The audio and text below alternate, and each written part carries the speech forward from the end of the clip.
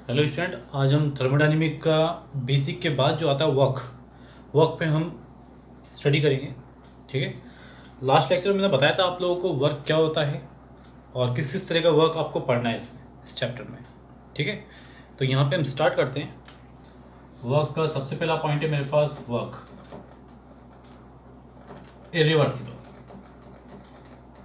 Irreversible expansion या फिर completion के लिए। कोई भी सिस्टम का जब एक्सपेंशन होगा या कंप्लीशन होगा और वो प्रोसेस अगर इरिवर्सिबल हो, इरिवर्सिबल का मतलब एक ही डायरेक्शन में प्रोसीड हो, तो उसका वर्क डन आप कैसे कैलकुलेट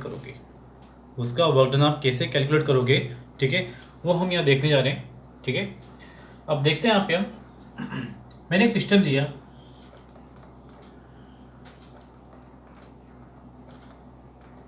ये देखिए मैंने एक पिस्टन ले लिया, ये कंटेनर पिस्टन लगा हुआ है। ठीक है। और इस कंटेनर के अंदर कोई गैस फिलअप है, कोई भी गैस आप ले सकते हैं, XYZ कोई भी गैस हो सकती है। यहाँ पे इस गैस का कुछ प्रेशर होगा, ये गैस समथिंग कुछ प्रेशर रखेगी अपना, उस गैस के प्रेशर को मैं P गैस से नोट कर देता हूँ। ठीक है। और ऊपर से इस पिस्टन के ऊपर से एक एक्शनल प्रेशर भी अप्लाई हो रहा होगा। हो सकता है वो एक्शनल प्रेशर हम अपने हाथ से अप्लाई करें, या हो सकता है कि हम अपने हाथ से अप्लाई नहीं करें तो एक्शनल प्रेशर अप्लाई हो रहा हो उस पर। एक्शनल प्रेशर कौन सा? Atmospheric pressure. ठीक है ना। तो कंटेनर पिस्टन फिट किया मैंने, इस पिस्टन के अंदर यहाँ देखूँ मैं तो कोई गैस फिलअप है, इस गैस का प्रेशर P गैस हो गया।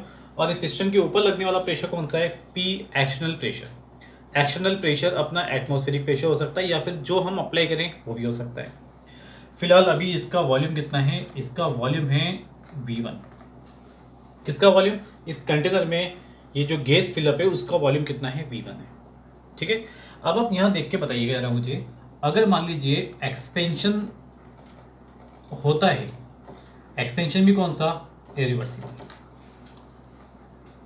एक्सपेंशन इरिवर्सिबल होने का मतलब है केवल एक बार ही एक्सपेंशन होगा, बस एक्सपेंड होगा, बस वापस कंप्रेस नहीं होगा, केवल एक्सपेंड होगा, क्योंकि इरिवर्सिबल प्रोसेस है। ठीक है। अब इस गैस का एक्सपेंशन हुआ, इस गैस का जब एक्सपेंशन होगा तो बताइए पिस्टन पे क्या इफेक्ट पड़ेगा? ये पिस्टन ऊपर की तरफ मूव करेगा। ठीक है। और मूव करेगा तो बाद में वॉल्यूम पे क्या इफेक्ट पड़ेगा? वॉल्यूम बढ़ जाएगा। देखिए गैस जब एक्सपेंड करेगी तो वॉल्यूम क्या हो जाएगा? इंक्रीज हो जाएगा। तो आप यहाँ बोल सकते हो जो बाद वाला वॉल्यूम होगा V2 वो V1 से बढ़ाएगा। ठीक है। अब ये बताइए एक्सपेंशन हुआ तो गैस का प्रेशर ज़्यादा हुआ या कम हुआ? गैस का प्रेशर ज़्यादा रहा होगा। जब गैस अपना प्रेशर ज़्यादा अप्लाई करेगी तभी तो क्या होगा? एक्सपेंशन होगा। किसके रेस्पेक्ट में ज़्यादा होगा? एक्सटर्नल प्रेशर के रेस्पेक्ट में। अभी फिलहाल आप एक्सटर्नल प्रेशर को कांस्टेंट मानिए। अगर ये कांस्टेंट है और गैस का प्रेशर वेरी कर रहा है, बढ़ रहा है, तो क्या होगा? गैस का प्रेशर बढ़ा तो एकदम से क्या होगा? ये पिस्टन ऊपर मूव करेगा। तो यहाँ पे आप बोल सकते हो कि P गैस का प्रेशर एक्सटर्नल प्रेशर के रेस्पेक्ट में क्या है? ज़्यादा है। ठीक है। तभी क्या हुआ? आपका एक्सपेंशन हुआ। ठीक है ना। अब अगर मुझसे बोला जाए कि आप work done by the gas, आपको वर्क डन निकालना है, work done by the gas के थ्रू वर्क डन कितना होगा? ठीक है। Against a constant external pressure. ठीक है। आपको वर्क डन निकालना है कि इस गैस ने कितना वर्क किया है, अगेंस्ट किसका? अगेंस्ट कांस्टेंट एक्सटर्नल प्रेशर के रेस्पेक्ट में। मतलब कि बाहर वाला प्रेशर क्या है? वो कांस्टेंट है, बस अंदर वाला जो गैस का प्रेशर है वो आपका वेरी कर रहा है। ठीक है। तो यहाँ पे हम बोल सकते हैं W इरिवर्सिबल प्रोसेस के लिए इक्वल टू किसके रेस्पेक्ट में निकालना है? एक्शनल प्रेशर के रेस्पेक्ट में। एक्शनल प्रेशर की जो वैल्यू है वो गैस के प्रेशर के रेस्पेक्ट में क्या है? कम है। तो इस कम वैल्यू को बताने के लिए आपको नेगेटिव साइन लेना पड़ेगा। तो W इरिवर्सिबल इक्वल टू कितना हुआ? -P external. ठीक है। Dot del V। कल बताया था मैंने आपको इंटेंस फैक्टर इनटू कैपेसिटी, कितनी कैपेसिटी तक आपका ये वॉल्यूम चेंज हुआ, और वॉल्यूम चेंज जो होगा वो आपका पॉजिटिव आएगा नेगेटिव आएगा? दैट इज पॉजिटिव आएगा। ठीक है। तो W irreversible is equal to negative P external dot del V। ठीक है। याद रहे आपको यहाँ पे एक्शनल प्रेशर जो होगा वो आपको एटीएम में अगर देता है और वॉल्यूम अगर आपको लीटर में देता है, ठीक है, तो आप जो भी आपका आंसर आए उसमें 101 का मल्टीप्लाई करना, और मल्टीप्लाई करने पर 101 का मल्टीप्लाई, ये मल्टीप्लाई है, मल्टीप्लाई करोगे तो आंसर आपका किस में चेंज हो जाएगा, जूल में। ठीक है, कन्वर्जन आपको आते होंगे मेरे ख्याल से, कन्वर्जन आपको पता होंगे। 1 एटीएम में कितना होते हैं टॉर, 760 टॉर होते हैं। कितने एमएमएचजी होते हैं, 760 एमएमएचजी होते हैं। या फिर कितने बार होते हैं, 1 बार होता है। या कितने न्यूटन पर मीटर स्क्वायर होता है, 10⁵ न्यूटन पर मीटर स्क्वायर होता है। 1 लीटर में कितने मीटर क्यूब होते हैं, 10⁻³ मीटर क्यूब होते हैं। 1 लीटर में कितने सेंटीमीटर क्यूब होते हैं, 10⁻³ सेंटीमीटर क्यूब होते हैं। तो मैंने यहाँ पे इन वैल्यूज़ को स्टैंडर्ड यूनिट्स में लेके गया मैं और जूल में चेंज कर लिया। जूल होता क्या है, न्यूटन मीटर जूल होता है अपना, ठीक है ना। तो यहाँ पे जो भी आपका आंसर आएगा, अगर वो एटीएम लीटर में दे रखा है वैल्यूज प्रेशर और वॉल्यूम का, तो उसमें 101 का मल्टीप्लाई करिए, आंसर आपका जूल में आ जाएगा। ठीक है, तो जब कभी किसी क्वेश्चंस में उसने आपसे बोला कि आप वर्क डन निकालिए against a constant external pressure, ये against a constant external pressure का मतलब क्या है कि आपका बाहर वाला प्रेशर क्या है, वो कांस्टेंट है। अगर वो प्रेशर कांस्टेंट है तो प्रोसेस क्या होगी, इरिवर्सिबल होगी। गैस एक्सपेंड करेगी, बस एक्सपेंड हो गई, क्योंकि वो कांस्टेंट है। अगर वो वैरी करेगा तो वापस कंप्रेस भी हो सकती थी, लेकिन कंप्रेस नहीं होगी। क्यों, क्योंकि प्रेशर क्या, एक्शन प्रेशर, वो कांस्टेंट है आपका। तो किसी इरिवर्सिबल प्रोसेस को आइडेंटिफाई करने के लिए ये टर्म्स याद रखना, against a constant external pressure. ये जहाँ भी लिखा दिखाई दे आपको समझ जाना वो प्रोसेस कौन सी हो रही है, आपकी इरिवर्सिबल प्रोसेस। ठीक है, अब अगर मान लीजिए एक्सपेंशन हो गया मेरे पास में, कंप्रेशन की बात करता हूँ। कंप्रेशन की बात करता हूँ, कंप्रेशन भी कौन सी प्रोसेस के लिए, इरिवर्सिबल प्रोसेस के लिए। ये कंप्रेशन कब होगा, कंप्रेशन कब होगा, जब गैस का प्रेशर क्या होगा, कब होगा, जब गैस का प्रेशर कम हो जाए। तो गैस का प्रेशर कम हो गया किसके रेस्पेक्ट में, एक्शन प्रेशर के रेस्पेक्ट में। ये वैल्यू हालांकि कांस्टेंट है, लेकिन इसका वैल्यू क्या हो चुका, कम हो चुका है। तो ये पिस्टन का मूव कर जाएगा अंदर की तरफ। क्यों, क्योंकि ज्यादा प्रेशर किसका हो गया, एक्शन प्रेशर, इसकी वैल्यू ज्यादा हो गई। ठीक है ना, ज्यादा होने का मतलब क्या है, गैस का जो प्रेशर है वो कम हो गया। ठीक है, तो वॉल्यूम पे क्या इफेक्ट पड़ेगा, वॉल्यूम आपका बाद में डिक्रीज हो जाएगा। तो V2 का जो वैल्यू होगा वो कम आएगा किससे, V1 से। ठीक है, और यहाँ बोल सकता हूँ जो P गैस है मेरे पास, P गैस, ठीक है, इससे ज्यादा बड़ा वैल्यू किसका होगा, P एक्शनल का। ठीक है, अरे भाई आप सिंपल सा सीख सकते हो हमेशा, जब भी कंप्रेशन होगा तो पिस्टन अंदर की तरफ मूव करेगा। अंदर की तरफ मूव करेगा, क्यों कर रहा है, क्योंकि अंदर वाला प्रेशर क्या रहा होगा, कम रहा होगा, और बाहर वाला प्रेशर क्या रहा होगा, ज़्यादा रहा होगा। मतलब जो कांस्टेंट प्रेशर है ऊपर वाला, उसकी वैल्यू ज़्यादा रही होगी किसके रेस्पेक्ट में, गैस के प्रेशर के रेस्पेक्ट में। ठीक है ना, तो यहाँ पे अगर आपसे बोला जाता है कि वर्क निकालिए, तो वर्क डन, अब देखिए यहाँ गैस खुद पे वर्क कर रही है, गैस पे वर्क हो रहा है। आपको सोचिए, कंप्रेस करने का मतलब होता है कंप्रेस करना, कंप्रेस होना मतलब गैस पे वर्क हो रहा है, और एक्सपेंड होना मतलब गैस खुद वर्क कर रही थी। तो work done on the system, work done on the gas कर दें, या गैस को सिस्टम मान लेते हैं। ठीक है, अगेंस्ट कांस्टेंट एक्सटर्नल प्रेशर। ठीक है, क्या फॉर्मूला होगा, W इरिवर्सिबल इक्वल टू, अब यहाँ देखिए एक्सटर्नल प्रेशर क्या हो चुका है, ज़्यादा हो चुका है आपके पास में, वैल्यू बस ज़्यादा है, तो साइन कौन सा रहेगा, पॉजिटिव, और वॉल्यूम में चेंज कितना आएगा, डेल्टा। ये देखिए, ठीक है, तो यहाँ पे आप बोल सकते हैं जब work done by the gas करे तो नेगेटिव में W लेकर आइएगा, और जब work done on the gas ले जब पॉजिटिव में वैल्यू लेकर आइएगा। ठीक है, यहाँ प्रेशर का वैल्यू किस में, एटीएम में, वॉल्यूम किस में, लीटर में अगर देता है तो उसको चेंज करने के लिए क्या करेंगे आप, यही ट्रिक यूज़ में करेंगे। क्या करेंगे, 101 का मल्टीप्लाई करना, आंसर किस में आ जाएगा, आपको जूल में आ जाएगा। ठीक है, तो यहाँ पे मैं बता देता हूँ, इरिवर्सिबल प्रोसेस को पहचानने का सबसे अच्छा लॉजिक है against a constant external pressure. ये लाइन वो लिख के देगा, और नहीं लिखता तो वो फिर बता के देगा आपको कि इरिवर्सिबल प्रोसेस, इरिवर्सिबल प्रोसेस के लिए एक्सपेंशन हो रहा हो, ठीक है, फॉर्मूला कौन सा, P del V minus P del V, और अगर कंप्रेशन हो रहा हो तभी फॉर्मूला कौन सा, P del V। बस साइन का थोड़ा फर्क पड़ेगा, अगर एक्सपेंशन होता है तो साइन कौन सा, नेगेटिव यूज़ कर लेना, कंप्रेशन होता है साइन कौन सा, पॉजिटिव यूज़ कर लेना, बस केवल। ठीक है ना, अब इसमें हम आगे चलते हैं थोड़ा सा। ठीक है, देखिए ये रफ कर देते हैं हम।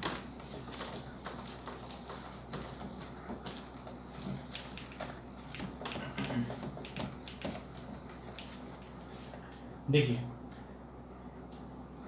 इस पे अगर कोई क्वेश्चंस बनता है तो क्वेश्चंस की कैटेगरी 3 हो सकती हैं, 3 कैटेगरी के क्वेश्चंस बन सकते हैं, वो मैं क्वेश्चंस आपको बता देता हूँ, ठीक है ना।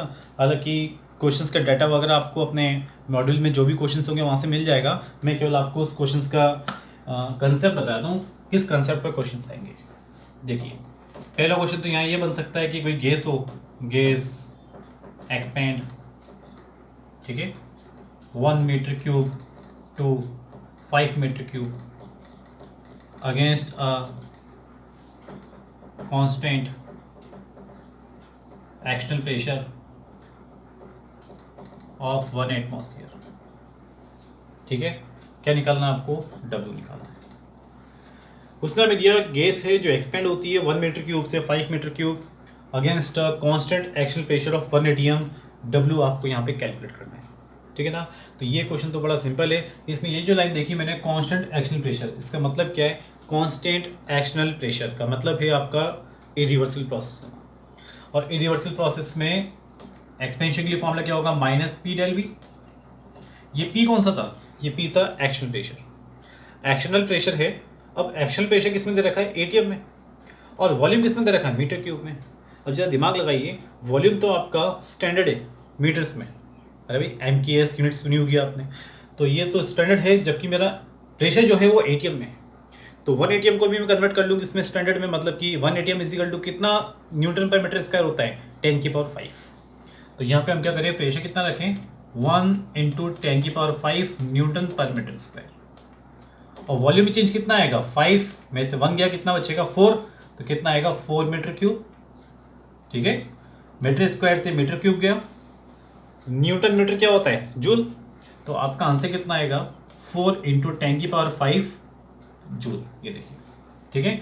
आगे नेगेटिव साइन लेके चलिए, मैं भूल गया थोड़ा सा, ये -4 × 10⁵ जूल। शायद आप इसको किलो जूल में कन्वर्ट करना चाहें तो -4 क्या करें बताओ, कितना हो जाएगा? 4 × 10⁵ या 2 किलो जूल, ये देखिए, ठीक है। तो एक तो क्वेश्चन बड़ा सिंपल तरीके से आ सकता है जिस तरह मैं लिखवाया आपको, ठीक है। यह क्वेश्चन कुछ ऐसे पैटर्न का भी आ सकता है, gas expand 1 metre cube to 5 metre cube, ठीक है, अगेंस्ट अ वैक्यूम। अब जब इस तरह क्वेश्चन आए तो आप खुद सोचिए, वैक्यूम का मतलब क्या होता है? वैक्यूम का मतलब होता है सराउंडिंग क्या होना? जीरो होना। मतलब एटमॉस्फेरिक प्रेशर ही क्या हो जाएगा? जीरो। अरे भाई वैक्यूम तो वो होता है जहाँ पे कोई एयर नहीं होती, जब एयर नहीं होगा तो एटमॉस्फेरिक प्रेशर ही नहीं होगा, एटमॉस्फेरिक प्रेशर नहीं होगा तो सराउंडिंग नहीं होगा। तो कहने का मतलब क्या होगा? जब भी वैक्यूम के अगेंस्ट अगर आपसे वर्क पूछ रहा है, ठीक है, तो एक्शनल प्रेशर कितना हो जाएगा वैक्यूम के रेस्पेक्ट में? जीरो। तो यहाँ से W कैसे निकालोगे? -P del V, और ये P कौन सा होता था? एक्शनल प्रेशर, और एक्शनल प्रेशर कितना हो गया? जीरो, क्योंकि क्या लिया है उसने? वैक्यूम लिया है, इसलिए W कितना आएगा आपका? जीरो आएगा, ठीक है। तो इस चीज़ को भी याद रखना कि जब कभी आपसे वैक्यूम के रेस्पेक्ट में अगर वो बोलता है कि वर्क डन निकालो, तो वैक्यूम का मतलब है वहाँ पे एयर ही नहीं है, बिल्कुल एयर नहीं, मतलब एटमॉस्फेरिक प्रेशर ही नहीं है। जब एयर होगी तभी तो एटमॉस्फेरिक प्रेशर लगेगा, तो यहाँ पे एटमॉस्फेरिक प्रेशर ही जीरो, तो W कितना आ गया? जीरो आ गया। तो आप इन दो कैटेगरी देखी। तीसरी कैटेगरी बताता हूँ मैं क्वेश्चंस की किस तरह बन सकता है, ये देखिए।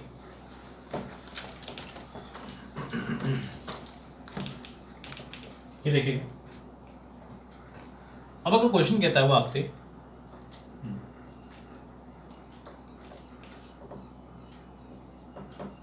A gas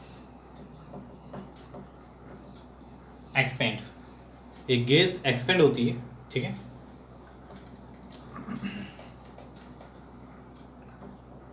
from 5 atm to 2 atm। 5 atm से 2 atm तक गैस एक्सपेंड होती है अगेंस्ट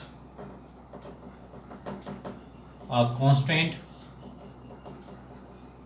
एक्शनल प्रेशर,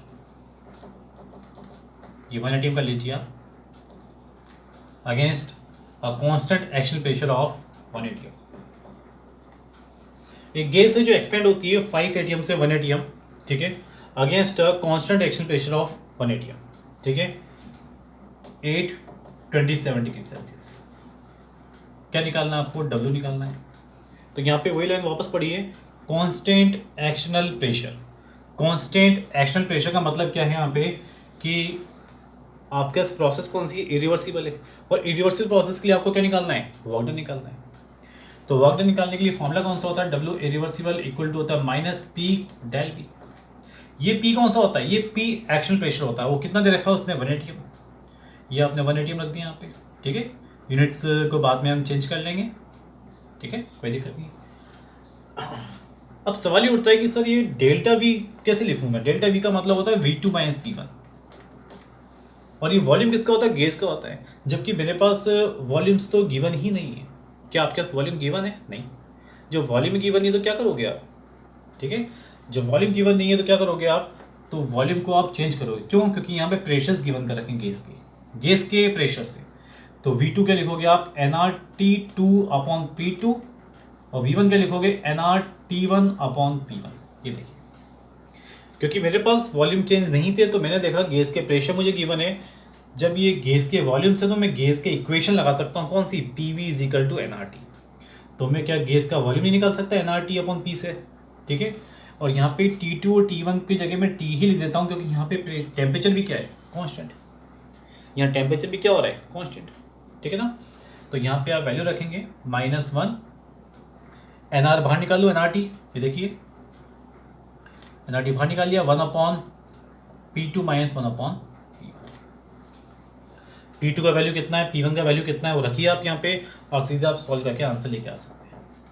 ठीक है, कैलकुलेशन आप लोग कर सकते हैं। तो कभी क्वेश्चन कुछ इस तरह का मिलेगा आपको, तो आप क्वेश्चन में क्या करेंगे? जब भी आपको वॉल्यूम नहीं दे रखा हो तो प्रेशर के टर्म्स में क्वेश्चन बना सकते हैं। बस वहाँ पे वॉल्यूम्स को किस में चेंज कर देना? nRT/P और nRT/P में। ठीक है, तो ये किस तरह के क्वेश्चन बन सकते हैं। थोड़ा आगे चलते हैं इसमें, ठीक है, बना लेंगे ऐसा क्वेश्चंस, कंप्लीट कर लेंगे क्वेश्चंस को, कोई प्रॉब्लम नहीं है। यूनिट्स वगैरह आप खुद देख लेना, यूनिट्स आपको पता होना चाहिए, ठीक है, यूनिट्स चेंज करना आपको आना चाहिए। और यूनिट्स अगर आपको चेंज करना नहीं आता तो मैं बता देता हूँ, लिख देता हूँ। देखिए 1 ATM = होता है 760 mm of HG या 76 सेंटीमीटर HG या 760 टॉर्क, यह होता है आपका 1 बार या 10⁵ Nm/m², या इसको हम पास्कल भी कहते हैं। ठीक है ना। तो प्रेशर की यूनिट्स याद रखिए। वॉल्यूम की यूनिट्स भी पूछे आपसे तो 1 लीटर = कितना होता है? 10⁻³ m³, 10⁻³ सेंटीमीटर³ होता है। ठीक है, आपस में कन्वर्जन कर सकते हैं, वैसे कोई प्रॉब्लम ही नहीं है। ठीक है ना, और आपको पता होगा शायद 1 cc 1 ml के बराबर होता है। cc क्या है? सेंटीमीटर³, ये रहा। तो कन्वर्ट आप कर सकते हो आराम से, ठीक है ना। और यूनिट्स ऑप्शन जिस यूनिट्स में दे के रखेगा उसी यूनिट्स में आप लेकर आइए अपने क्वेश्चंस को भी, ठीक है। थोड़ा आगे चलते हैं, इसमें हम लिख लोगे। अब देखिए, या ये हो सकता है क्वेश्चन आपका इस तरह भी आ सकता है कि a gas expand, question the a gas expand 1 m³ to 5 m³ against a constant external pressure of 1 atm। अगर कोई गैस एक्सपेंड हो रही है 1 m³ से 5 m³ against a constant external pressure, कितना प्रेशर? 1 atm। ठीक है, तो आगे पूछेगा, ठीक है, the work done by the gas used to lift the body of 50 kg। Calculate height up to body lifted। ये देखिए, क्वेश्चंस घुमाने में क्वेश्चन घुमा सकता है। कभी आपसे बोलेगा कि गैस एक्सपेंड हो रही है 1 m³ से 5 m³ against a constant external pressure of 1 atm। ठीक है, तो यहाँ से आप वर्क डन निकाल सकते हैं, बिल्कुल निकाल सकते हैं। कौन सी प्रोसेस है? इरिवर्सिबल। तो यहाँ से वर्क डन निकाल के लेकर आइए, और उस वर्क का उसने किस में यूज़ किया है? उसने यूज़ किया है एक बॉडी को उठाने में। वो बॉडी कौन सी है? 50 kg की एक बॉडी है। ठीक है, तो जब भी किसी बॉडी को आप उठाते हो किसी हाइट तक, तो उसके लिए फॉर्मूला कौन सा यूज होता है, mgh। ठीक है, m का वैल्यू पता है आपको, मास का वैल्यू कितना होगा 50 kg, g का वैल्यू कितना होगा 10 ले लो, 10 मीटर पर स्क्वायर होता है। ठीक है, h का वैल्यू किसमें, हाइट कितना दे रखा है उसने, हाइट निकालना आपको यहाँ पे, और वर्क डन कितना होगा, वर्क डन निकाल लो यहाँ से, कितना निकालोगे वर्क डन यहाँ पे आप, ये देखिए 1 इंटू 4 इंटू 101। क्यों करा मैंने, ये मेरे पास में सॉरी थोड़ी गलती हुई यहाँ पे, ये आपको मीटर क्यूब में दे रखे हैं, तो ये तो हो जाएगा आपके पास 4 मीटर क्यूब, और प्रेशर को आप चेंज कर लो न्यूटन पर मीटर स्क्वायर में, कितना हो जाएगा ये 10 की पावर 5 न्यूटन पर मीटर स्क्वायर। ये देखिए, ये स्टैंडर्ड में आ गया, मास किस में, स्टैंडर्ड में केजी में, जी आपका स्टैंडर्ड में, एच आपका स्टैंडर्ड में आएगा, किस में आएगा, मीटर में आएगा। ठीक है, और आप बोलोगे सर ये नेगेटिव साइन जो होगा W equal to minus P del होता है, नेगेटिव साइन लेना है क्या, नहीं, क्योंकि हाइट कभी नेगेटिव नहीं आएगी, इसलिए यहाँ पे नेगेटिव मत लीजिएगा, यहाँ मॉड ले लीजिएगा। हालांकि वर्क डन निकालोगे वो नेगेटिव में आएगा आंसर, लेकिन उस वर्क को जब आप यूज कर रहे हो क्या निकालने के लिए, हाइट निकालने के लिए, तो हाइट कभी नेगेटिव आ नहीं सकती मेरे पास, इसलिए इस W को आप किस में लेके चलें, पॉजिटिव में लेके चलें। ठीक है ना, तो मैंने आपको कैटेगरी बताई क्वेश्चंस की, किस कैटेगरी के क्वेश्चंस ही बन सकते हैं आप लोगों के। ठीक है, तो मेरे यहाँ पास यहाँ पे W रिवर्सल प्रोसेस के लिए यहाँ पे ये क्वेश्चंस खत्म हो गए। अब मैं थोड़ा आगे चलता हूँ उसमें, देखिए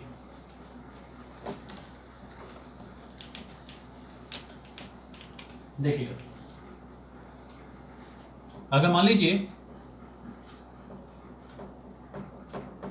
अगर रिवर्सिबल प्रोसेस देता है एक्सपेंशन कंप्रेशन की, अब हम बात करें रिवर्सिबल प्रोसेस की। ठीक है, एक कुछ चीज़ मैं बता दूं, जब वो इरिवर्सिबल या रिवर्सिबल प्रोसेस की बात कर रहा है ना, तो यहाँ टेम्परेचर क्या है, कांस्टेंट है, क्योंकि यहाँ पे हमने पहले वाले क्वेश्चंस में देखा तो वो टेम्परेचर हमने कहीं लिया नहीं, टेम्परेचर लिया भी तो कांस्टेंट दिया हुआ था। तो ये दोनों प्रोसेस के अंदर टेम्परेचर क्या चल रहा है, कांस्टेंट, मतलब ये प्रोसेस कौन सी चल रही है, आइसोथर्मल। तो कभी उस क्वेश्चंस में आइसोथर्मल लिखा हुआ है तो टेंशन मत लेना, आइसोथर्मल का मतलब क्या है, कोई इरिवर्सिबल या रिवर्सिबल प्रोसेस ही चल रही है आपके पास। ठीक है, तो ये रिवर्सिबल प्रोसेस है मेरे पास में, इसको हम चाहे तो आइसोथर्मल बोल दें, यहाँ पे भी कोई दिक्कत नहीं, आइसोथर्मल बोल दिया मैंने यहाँ पे। ठीक है, मैंने अगेन एक यहाँ पे मैंने कंटेनर लिया, कंटेनर में मैंने पिस्टन फिट कर दिया, और इसमें कोई गैस फिलअप है, गैस का प्रेशर कितना होगा, पी गैस। ठीक है, और ऊपर से कोई एक्शनल प्रेशर लग रहा है इसमें, पी एक्शनल। ठीक है, वॉल्यूम कितना है इसमें, V1 अभी। ठीक है, अब रिवर्सिबल का मतलब है एक्सपेंशन होना फिर कंप्रेस होना, फिर एक्सपेंशन होना फिर कंप्रेस होना, मतलब कि बोथ साइड प्रोसेस प्रोसीड होना। तो वो प्रोसेस कौन सी होगी, रिवर्सिबल होगी।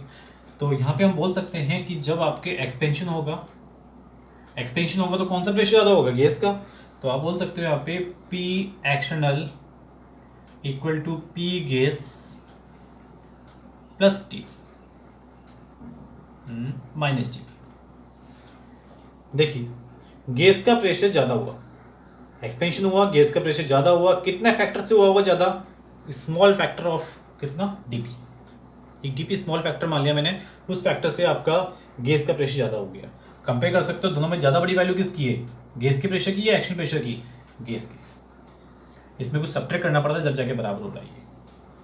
ठीक है ना, और अगर मान लीजिए मैं बात करूँ उसमें कंप्रेशन हुआ, तो कंप्रेशन में किसकी वैल्यू ज़्यादा होगी, कौन सा प्रेशर ज़्यादा रहा होगा, एक्शन प्रेशर। तो यहाँ पे हम बोल सकते हैं P external equal to P gas plus TP। अब इन दोनों में ज़्यादा कौन है, अब देखिए यहाँ पे गैस के प्रेशर को इसके इक्वल करने के लिए कुछ ऐड करना पड़ता है, मतलब गैस का प्रेशर क्या रहा है, कम। ये DP जो आपने लिया ना, DP बहुत स्मॉल चेंज है, स्मॉल चेंज ऑफ प्रेशर। ठीक है, और जब रिवर्सिबल प्रोसेस चलेगी तो रिवर्सिबल प्रोसेस का मतलब है एक्सपेंशन कंप्रेशन चलते रहना। ठीक है, तो यहाँ पे चेंज क्या हो रहा है, वॉल्यूम चेंज हो रहा है, कहाँ से कहाँ तक, V1 से V2। ठीक है, तो जब इस सारी प्रोसेस को अगर आपको ऐड करना है, रिवर्सिबल प्रोसेस को, एक्सपेंशन कंप्रेशन को, तो आप क्या करोगे, इसका पूरा इंटीग्रेट कर दीजिए। आप इस पूरे टर्म्स का इंटीग्रेट करिए, और कैसे करेंगे, W equal to minus P external dot del V, limit कहाँ से, V1 से V2, क्योंकि इंटीग्रेशन किसके रेस्पेक्ट में कर रहा हूँ मैं, एक्शन प्रेशर के रेस्पेक्ट में डेल्टा V लेकर। ठीक है, यहाँ पे P एक्शन प्रेशर किसके बराबर होगा, P एक्शन प्रेशर किसके बराबर होगा, अगर देखिए दोनों को मिलाकर मैं लिखूं प्रोसेस को, क्योंकि रिवर्सिबल प्रोसेस है, एक्सपेंशन कंप्रेशन चलते आ रहा है, तो P एक्शनल इक्वल टू होगा P gas plus minus D, ठीक है, दोनों को मिक्स करके लिखा मैंने। और डीपी एक स्मॉल चेंज है, तो मैं एक फाइनाइट प्रोसेस तक जाने के लिए इस डीपी को क्या मान सकता हूँ, नेगलेक्ट कर सकता हूँ, क्योंकि एक लंबी प्रोसेस जा रही है मेरे पास, सबको ऐड कर रहा हूँ, इंटीग्रेट कर रहा हूँ। तो लंबी प्रोसेस में इस स्मॉल चेंज को क्या मान सकता हूँ, मैं जीरो मान सकता हूँ। किसके रेस्पेक्ट में, गैस के प्रेशर के रेस्पेक्ट में। तो यहाँ पे आप माइनस